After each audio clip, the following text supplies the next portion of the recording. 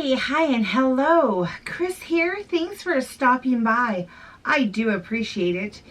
Here on this channel, I like to talk about true crime, everything from doe cases to serial killers. So if that is something that you're interested in and you haven't already, please hit that little subscribe button down below. In today's case, we are going to be heading to Woodland Park, a very small city in Colorado.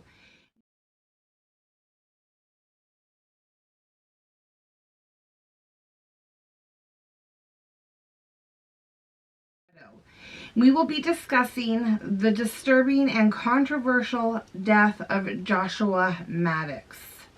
So Joshua Vernon Maddux, like I said, lived in Woodland Park, and it was a small city with only about 7,500 people.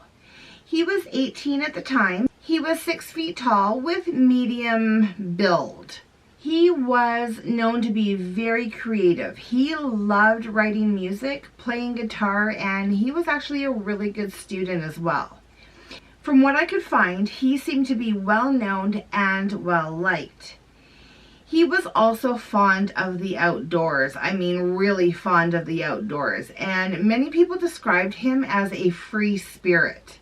He loved nature and he loved going for long walks. His parents were divorced and he lived with his father Mike and his 2 sisters Kate and Ruth. The one thing I do want to note is Joshua had a brother named Zachary who unfortunately ended his own life just 2 years earlier. I really couldn't find much details about this, but it is stated that Joshua and Zachary were really close and Joshua took his death pretty hard and, understandably so.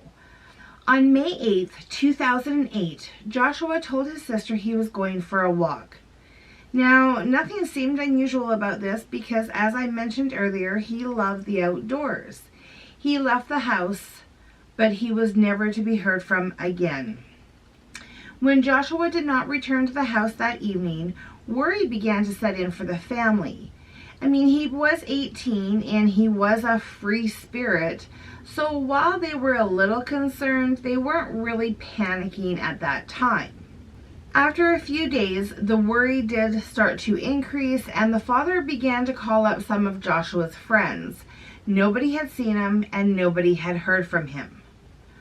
On May 13th, the father, Mike, finally called the police to report the son missing. Days turned into weeks, weeks turned into months. There was absolutely no sign of Joshua. There was no word on where he was, and it was like he just kind of vanished into thin air. There was no suspicion that Josh had got involved in any kind of trouble, no criminal activity, and there wasn't even any concern about his mental health either. He just disappeared. His sister Kate stated that she had just hoped that he had simply skipped town in order to start a new life. Maybe, going and playing some music, maybe joining a band, writing music, maybe writing a book. And she hung on to this hope because it was definitely better than thinking about the alternative. 7 years later, in 2015, a local builder by the name of Chuck Murphy would make a gruesome discovery.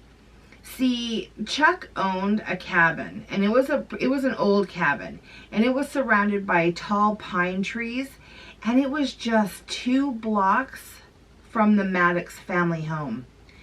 Chuck wanted to tear down this old abandoned cabin to start some property development. I think there was some a housing development going in.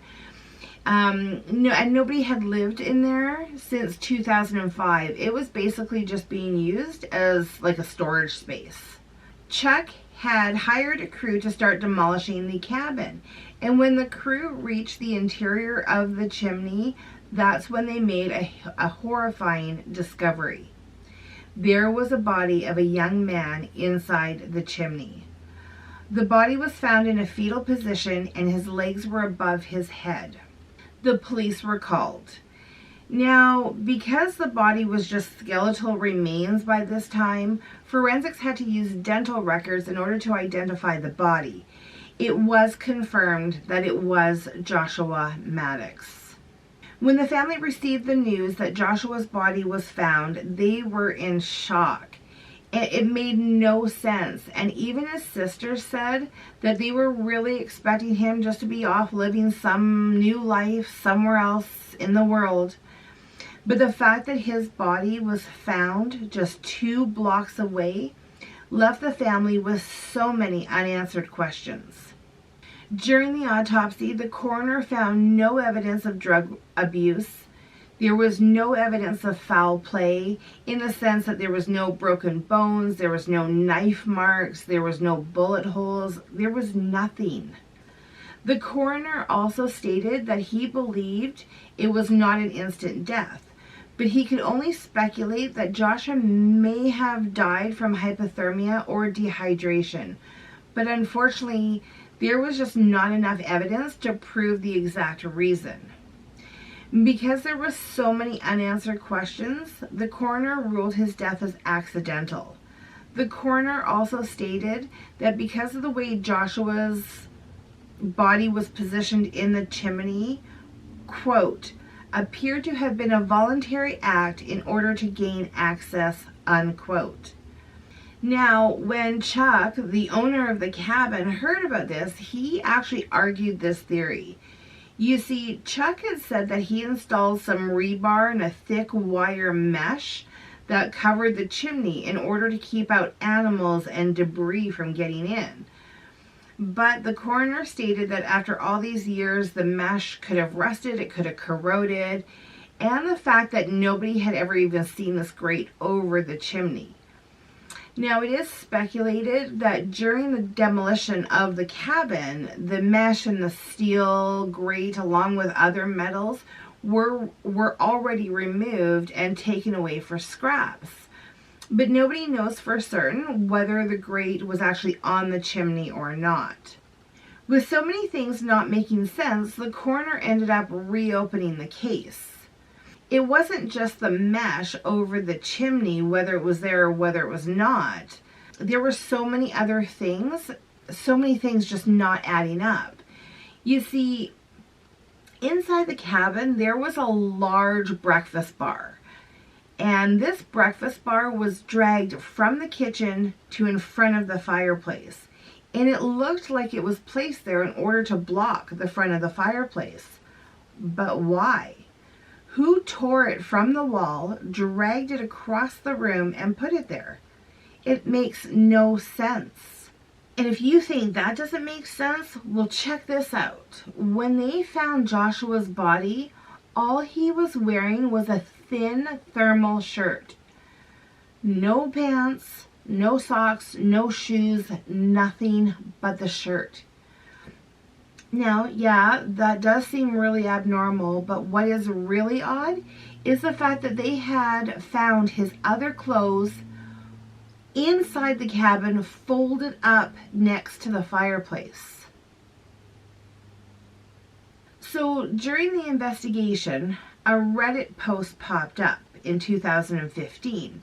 Now, we have to take these posts with a grain of salt because anybody can write them, anybody can say anything. But the post did mention the name of a suspect. And evidently there was a guy named Andy. Now, Andy and Josh had started hanging out and even talked about traveling down and heading down to New Mexico. Andy actually made his way to New Mexico. But while he was down there, he ended up stabbing a disabled man. When he was arrested, he had also claimed to have killed a woman and stuffed her body in a barrel. The police actually found the woman that was inside the barrel. But because someone else had already been taken into custody over the crime, the cops didn't really do anything about it, even though there was a confession. I guess they had someone and they were just sticking with the original arrest, which I find very odd. In the Reddit post, it also stated that several people went to the cops stating that Andy was a murderer and he was the last one seen with Joshua. But once again, nothing came about it. And not only that, but it was reported that Andy was heard bragging about having, quote, put Joshua in a hole, unquote. Now, I tried to do some digging into this, but I couldn't find any information as to whether Andy was interviewed, investigated about Joshua's death. I couldn't find anything.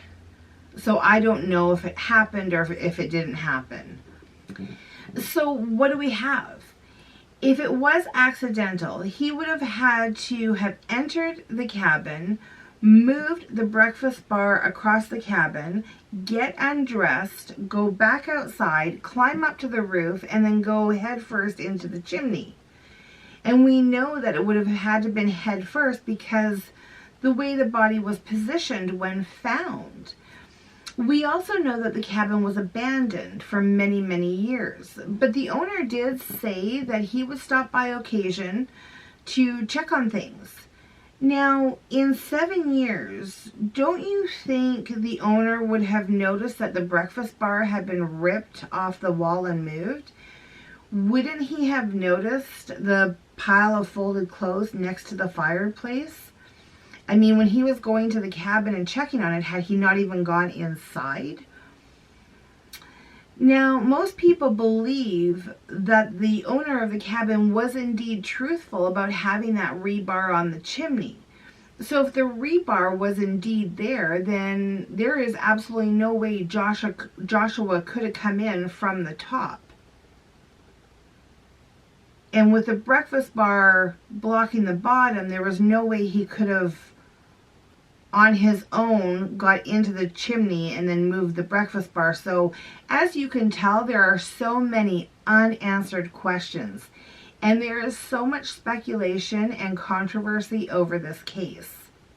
Today, this case remains unsolved, and no one knows why or how Joshua ended up dying. It is so very sad because we may actually never know what happened on that tragic day and what led to Joshua's death. And that's it for today's case. I have no more information for you guys, but I hope you guys did find this one interesting, confusing, but interesting nonetheless. And if you did enjoy it, please don't forget to hit that thumbs up button on your way out. It is always appreciated. And always, until next time, please be well and stay safe. Lots of love from Calgary.